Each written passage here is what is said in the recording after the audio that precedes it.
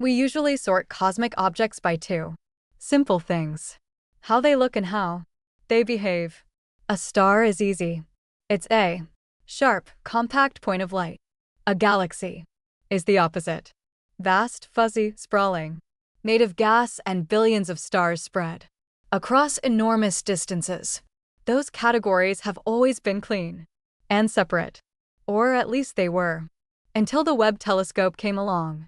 Webb uncovered a strange group of objects that refused to sit neatly in either box. In images, they look exactly like stars. Tiny isolated red pin pricks. No shape, no structure, just points. But when astronomers looked closer, much closer, the chemistry told a completely different story. These things aren't stars at all. Their light carries the unmistakable fingerprints of fully formed galaxies. They're dense enough to look like dots, yet massive enough to contain entire stellar populations. Small like stars, heavy like galaxies. Astronomers, clearly having some fun with the confusion, gave them a fitting nickname: Platypus Galaxies.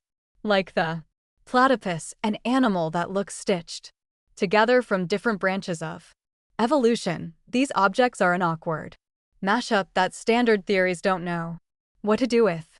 The story begins with Webb's very first public image, the SMACS 0723 Deep Field. Overnight, astronomy changed. The image revealed a massive galaxy cluster acting like a cosmic magnifying glass, bending and amplifying the light from the universe behind it. Everyone's attention went to the obvious marvels: perfect spiral arms, smooth elliptical galaxies, arcs of light warped by gravity. These were familiar, reassuring shapes. They matched what galaxies are supposed to look like. But scattered quietly in the background was something else. Hundreds of tiny, faint red specks. You'd miss them in a heartbeat. They don't announce themselves. They don't look dramatic. They look like visual noise. In the past, telescopes like Hubble wouldn't have been able to resolve them cleanly enough to matter. They'd be dismissed as glitches, artifacts, or background junk. Even now, with Webb's clarity, most astronomers automatically filter objects like this out. The logic is practical. If it's just a single point of light, it's probably a nearby star in our own galaxy. Maybe a brown dwarf drifting through the foreground. With the flood of data modern astronomy deals with, you have to ignore the boring stuff to find the extraordinary. Algorithms do this, filtering almost instantly. They're trained to hunt for fuzzy edges, extended shapes, glowing disks.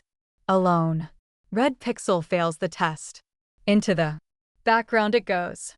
But Hao Jingyan didn't follow that instinct. Instead of asking what looked impressive, he asked what looked empty. He deliberately focused on the things most systems were trained to ignore. Starting with roughly 2,000 compact red sources pulled from multiple surveys, Yan's team slowly narrowed the list. Eventually, just 9 objects remained. 9 that looked like ordinary point sources, but behaved in ways that made no sense. Visually, they were indistinguishable from stars. They even had diffraction spikes, the telltale 6-pointed flares created by the telescope's mirrors. That's the classic signature of something small and compact. The only thing that felt off was the color. These weren't just red. They were deeply red, pushed far into the infrared. And in astronomy, color isn't just aesthetics. It's a ruler. As the universe expands, it stretches light. As it travels, blue light becomes red. Red becomes infrared.